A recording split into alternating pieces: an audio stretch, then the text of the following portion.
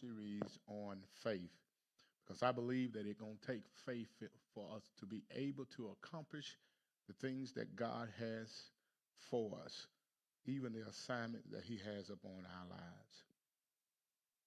Sunday, of course, Sunday before we started off talking about faith to finish, and then this Sunday we talked about faith to overcome. Well, tonight I want to continue to talk about faith, and I want to talk about steadfast faith. Steadfast faith. Our text is going to come from St. James 12 and 4. James 12 and 4. And it says, I'm sorry, it's James 1, 2 through 4. James 1, 2 through 4. It said, consider it pure joy, my brothers and sisters, whenever you face trials of many kinds, because you know that the testing of your faith produce persevere. Let persevering finish its work, so that you may be matured and complete, not liking anything. Not liking anything. Steadfast faith. First of all, we got to understand that steadfast faith is when we stay focused on the task that we've been given. So, number one, understanding steadfast faith. So, in order to understand what steadfast faith is, then we have to understand what is steadfast faith. Steadfast faith, a firm, unanswering belief, unwavering belief, a firm, unwavering belief in God despite life unpredictable. It's a unwavering belief in God despite life unpredictable situation. Whatever the unpredictable situation is, we must be firm in our faith. It's not merely believing in God when things are going well, but it's holding on when everything seems to be falling apart. Steadfast faith. And I believe in this season, in this time, we must have steadfast faith. Steadfast faith. That word steadfast in the Greek means to endure. It means to be patient, endure or have patience. I want you to think of a tree during a storm. Regular faith may believe that the storm will pass, but steadfast faith has deep roots that holding the tree upright when the wind rage. How often do we see storms come through, or even storms in our lives? And what we got to learn how to do is we got to learn how to hold fast, hold steady, hold our upright, even in the midst of the storm. So understanding steadfast will allow us to have steadfast faith. Steadfast faith. So when we look at it, we can say faith versus steadfast faith. Faith believes in God's promise. Listen at this. Faith believes in God's promises. Steadfast faith is holding to those promises over time, whether it's through trial, pain, or an unanswered question. Let me say that again. Faith, believing in God's promise, but steadfast faith is holding on to those promises over time, even when trials, pain, and unanswered questions seem to appear. Whenever that seems to appear. So here's the thing, that tree going through a storm is just like regular faith, but staying upright is steadfast faith. That steadfast faith that even when it went through all of the wind, no matter how many miles per hour that wind were, it still stood upright. It still stayed in position. And what we got to understand, it's all right to have faith, and that's believing God's promises, but we got to have steadfast faith that even when the storms come, we're still holding on to those promises. Understanding steadfast faith. And when you understand steadfast faith, then you understand the kind of faith that you have. Number two, there's a purpose of testing faith.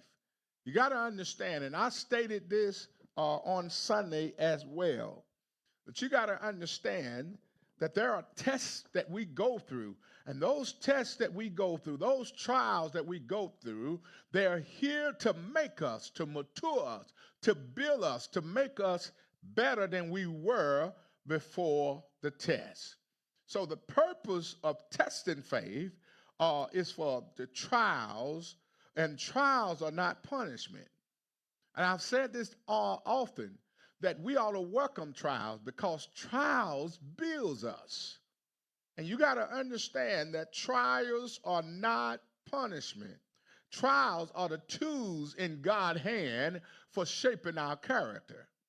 You got to know that. These are the tools that God used to shape us, to make us better, to make us endure, to make us to be more matured. These are the trials. So we ought to be able to welcome trials and not frown at them because we know that there are benefits in the trials we go through. Now, one of the things that I stated on Sunday is I don't shun the trials or the tribulations that I go through, but I do ask God, what is it? What's the purpose of this? Why do you have me going through this? Because I understand that anytime He allows me to go through a storm, there's a purpose behind that storm. And because there's a purpose, I want to make sure that I'm in position that while I'm going through this storm, I can go through with a smile on my face, a praise on my lip, with confidence, knowing that after I've endured this trial, I'm going to be better. And if we take on that attitude, then when the trials come, we would understand that it's there to make us. You see, God is more interested in who you're becoming than what you're achieving. He's more interested in who you are becoming than what you're trying to achieve. And that's why I constantly tell people that I'm in the becoming business. I'm trying to get us in position so that we can always become who God designed for us to be. You got to understand that you weren't born at the place where God wanted you. He gave us an opportunity to be able to grow. There's a process. Becoming is a process. I don't care how much you achieve. God is not interested in what you're achieving. He's interested in who you are becoming. So our faith must be tested. And our faith is tested so that we can grow. I said this on Sunday, that faith is like a muscle. Just as muscles grows under resistance, so does faith. Faith is developed under pressure. I know that sometimes when you're going through and things seem like it's too difficult for you, you got to realize that God is only developing your faith because of the pressure that you're under. It's like a muscle. The more pressure you got, the more resistant you have, the more stronger you become. So you got to also look at it in this fashion. God is not just trying you for right now. The test that you're going through is not necessarily for the present. But sometimes God will allow a trial to come our way so that he can prepare us for what's ahead, for who we're becoming, for the next level that he's taken us to. So we should never shun our trials, because without challenge, we remain spiritually immature. So we have to be challenged. There's got to be a challenge in our life. The scripture says in 1 Peter 1, 6 and 7, though now for a little while you may have to suffer grief. These have come so that the proven genuine of your faith may result in praise, glory, and honor when Jesus Christ is revealed. In other words, what you're going through now is not for now. It's for the present, for the future. It's for what's getting ready to happen. So you might be suffering now, but your suffering should prove your genuine faith. It should prove who you really are, so that you can have a result that when this test is over, when this trial is over, you have a praise and you can give God glory and you can honor him for who he is.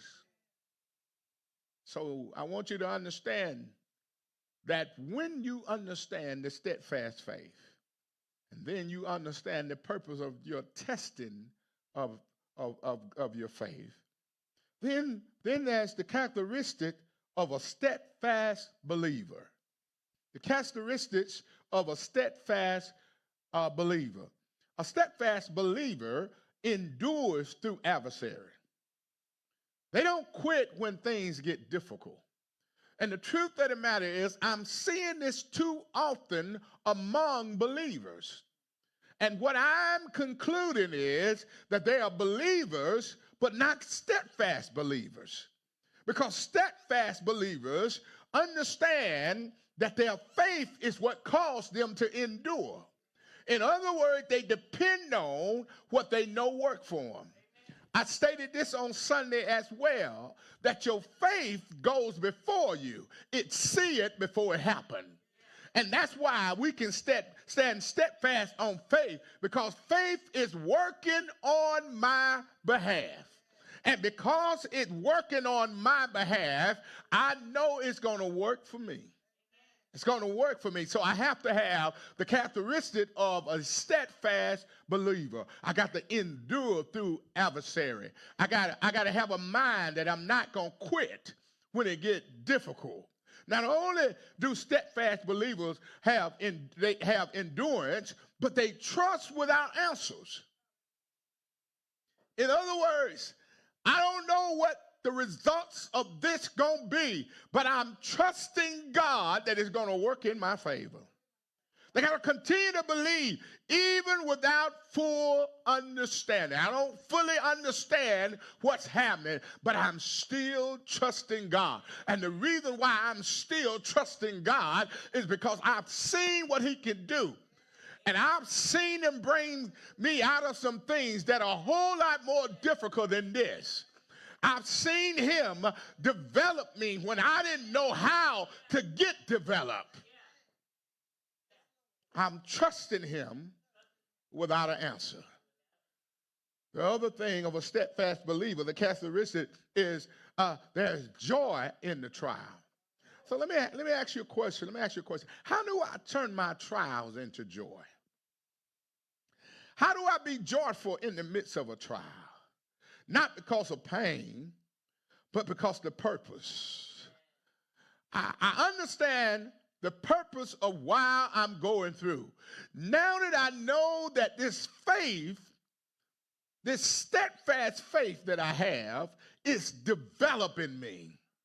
Now that I know I can depend on God in spite of my difficult time. Now that I know that I'm trusting him without an answer, then I can have joy in the midst of my trial. Not only that, as a steadfast believer, I got to learn how to focus on eternal things. Too often we want temporary things, and we focus on this temporary thing that's happening. Let me just throw this right here in. Trump as a president is just temporary. So while we focus so much on what's happening, all of his decisions that he's making is not eternal. It's just temporary. Y'all don't want to help me in here. And so what I'm saying is we have to start focusing on eternal things rather than temporary things. We got to learn how to value character over comfort. We got to get to the point where we know who we are, to the point where we stay steadfast in who we are. Are y'all still here? So we got to have the characteristics of a steadfast believer. And then number 4, there are biblical examples of steadfast faith. When we begin to look at these biblical characters that stood when they could have quit, when they could have justified their quitting, they stood. Y'all remember Job?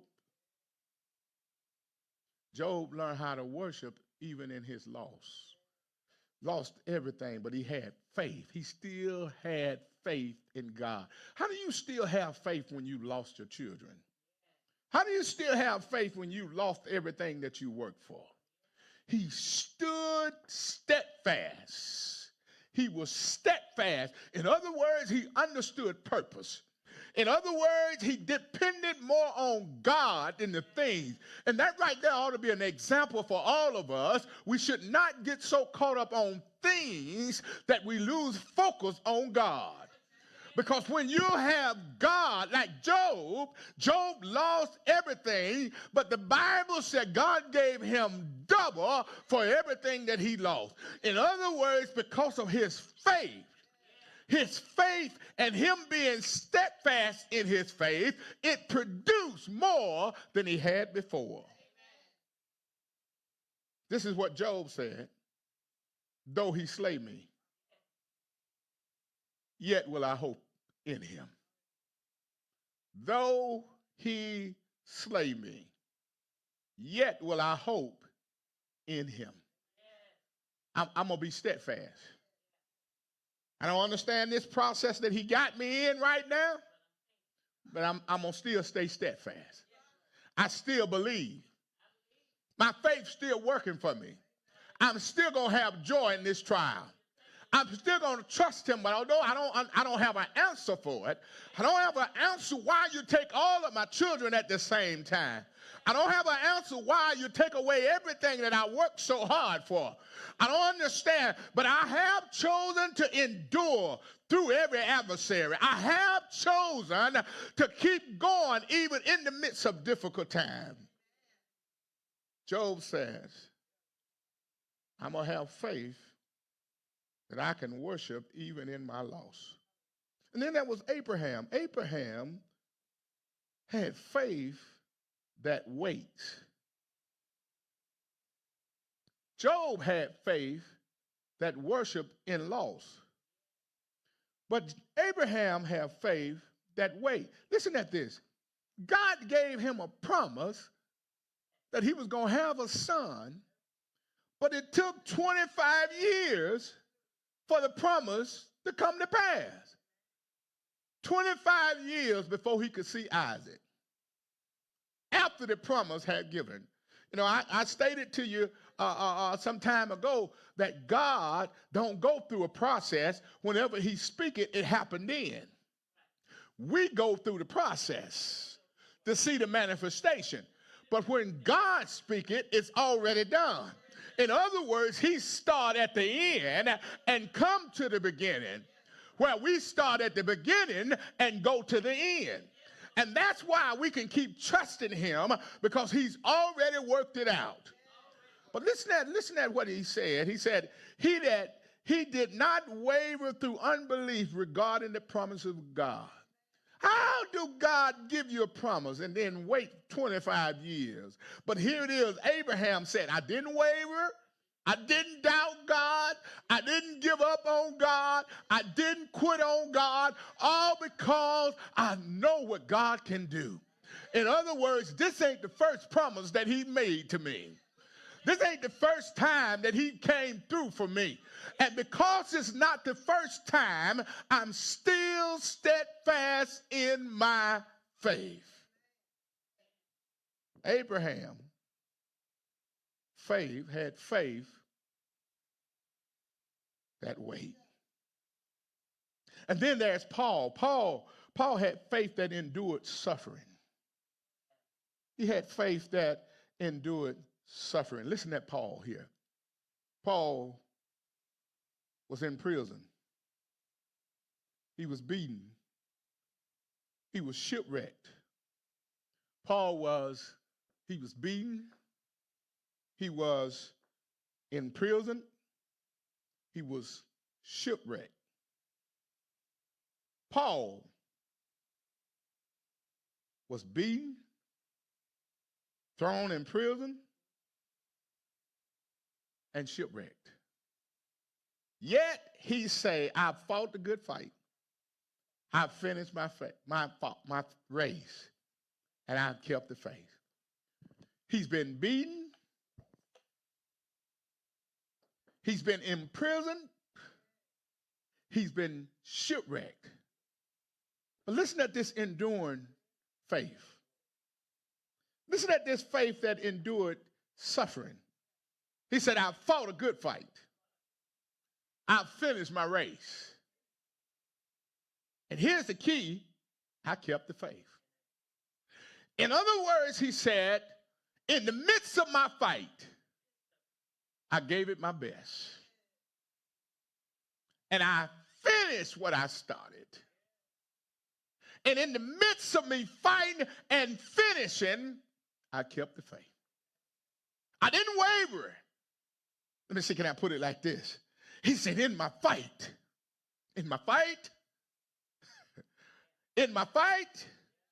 I did good. In my race, I didn't give up. I didn't quit. I finished. And he said, in the midst of all of that, I stayed steadfast in my faith. Paul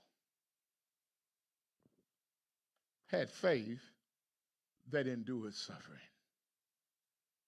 Then there's Jesus. Jesus, the ultimate model of steadfast faith. Here's what he did. He endured the cross despite the shame for the joy that was set before him. He did not come down off the cross. He didn't destroy the ones that put him on the cross. Y'all got me. But he hung there because he had a purpose. Even in the midst of humiliated, he still stayed there despite the shame. Because he understood that there was going to be joy that was going to be set before him.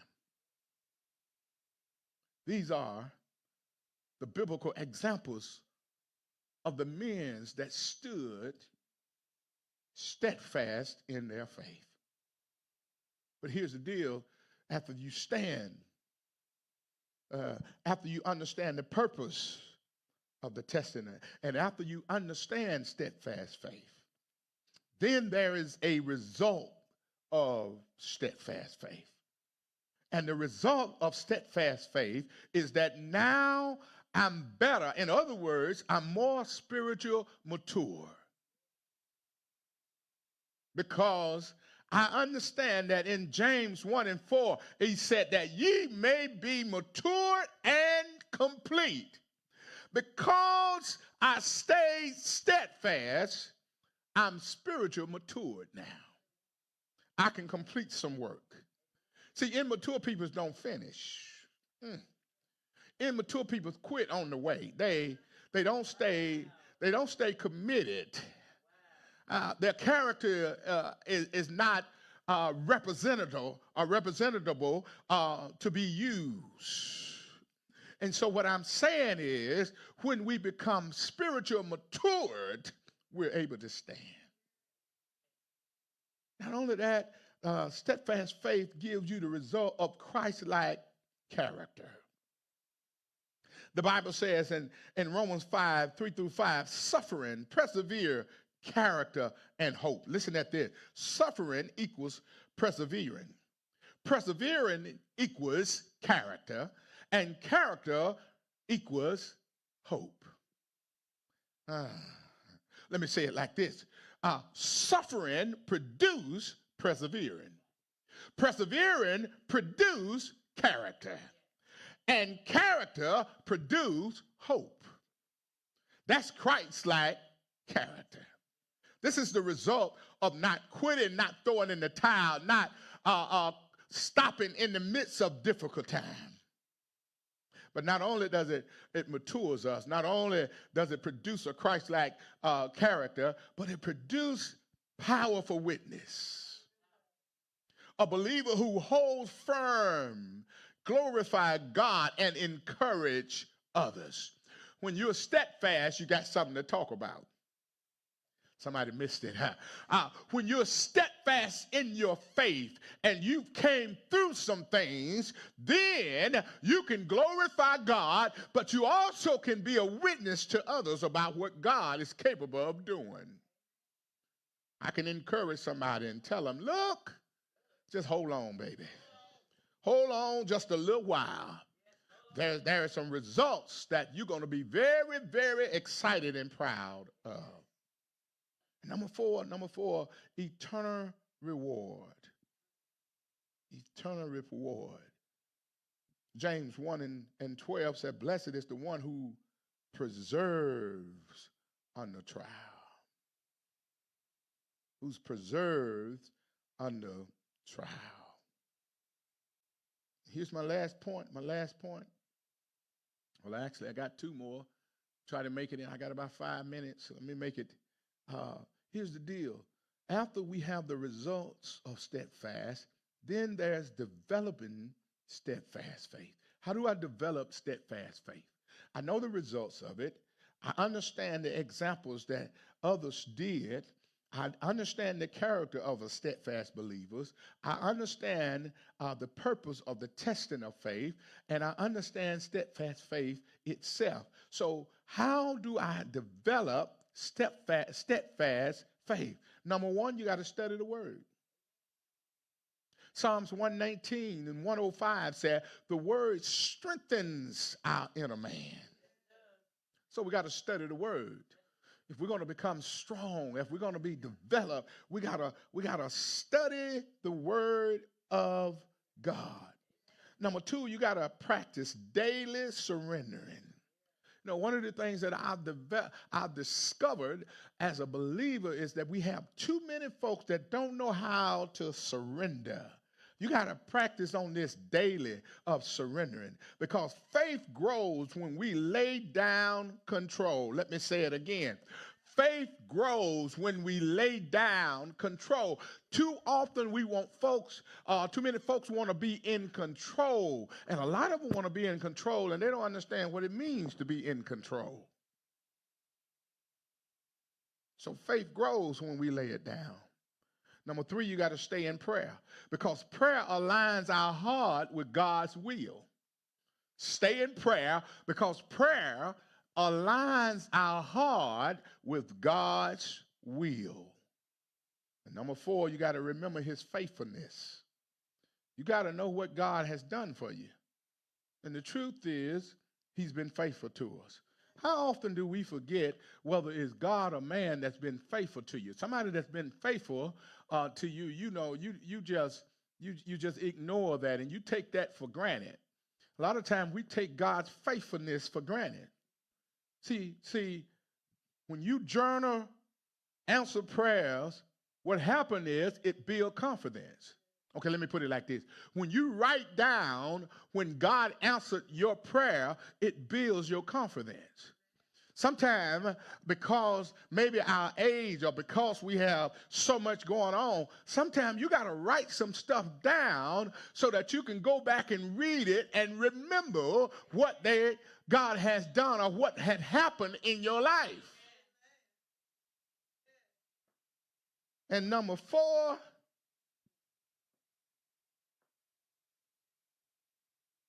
number five, You got to surround yourself with the faithful. Surround yourself. I don't want to be around nobody always talking negative, always telling me what I can't do. Always, they got something negative to say. I'm going to surround myself with somebody that's being faithful. I'm going to surround myself with somebody that love going to church and not just hit and miss.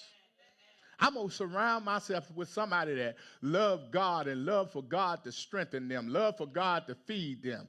I'm going to surround myself with somebody that has a like mind. Because here's what I've discovered: fellowship and testimony strengthen faith.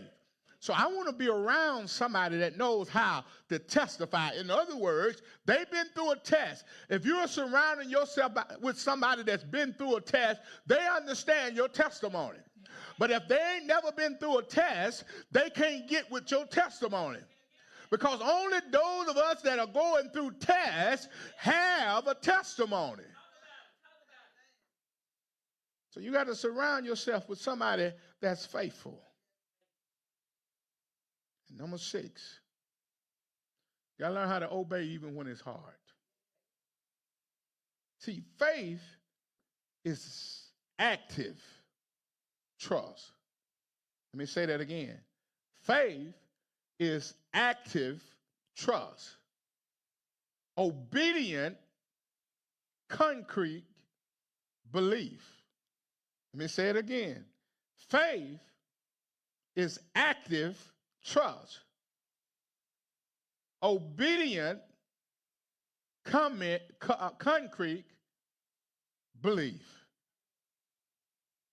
How many of you know once concrete set up, it's hard to break? So when you obey, you concrete your belief.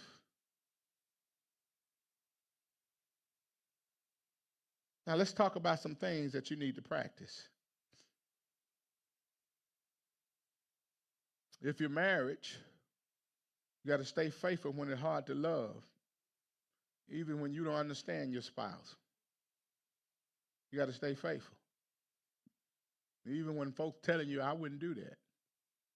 I wouldn't take that. I wouldn't. Stay faithful. Number 2, in your health, you got to trust God's plan, even when your healing is delayed. You got to know that God is a healer. Don't go on what somebody else is saying. Know that God is a healer. And when you know God is a healer, don't let nobody shake your faith. Stay obedient. Build that concrete wall up. And here it is in finance. Tithe and giving. You got to learn how to tithe, and you got to learn how to give when it don't even make sense. In other words, I'm trusting God when it don't even make sense. Are y'all here? And then you got to have a purpose. See, in purpose, you wait patiently when God's promise seemed delayed. He's giving you a promise. And even when the promise seemed delayed, you still got to wait patiently.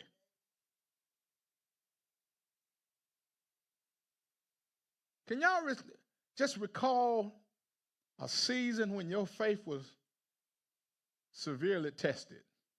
Think about it now. Can you remember when your faith was severely tested?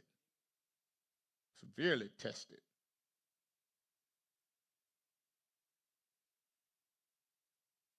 What are some ways we can be prepared for our test and our trial? Think about it. Who you know that are steadfast in their faith?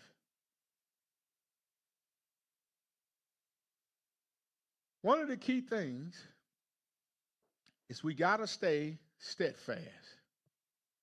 We got to develop our steadfast faith. We got to look for the results of our steadfast faith. We got to remember the biblical characters that have already paved the way for us. And we got to understand the purpose of the testing of our faith and what it does. And lastly, You got to understand steadfast faith. Now, I know I can't do it all tonight. So I'll come back with part two on Sunday. I wanted to teach some things, but Sunday I'm going to do it a little different, okay? But I do want y'all to understand the importance of steadfast faith. Well, to all of you all that are watching us by Facebook Live, I'm so grateful and thankful that you have joined us on tonight. It's always a joy, and we never take it for granted when you come join in and listen to what God is saying. I also want you to take the time out to share it with somebody. Share this message. If it's been a blessing to you, share it with somebody else. Also, I would like to invite those of you all that are watching to come and join us at one of our live service here in the house. We're here every Sunday at 9 a.m., 923 Ridge Road, Columbus, Mississippi.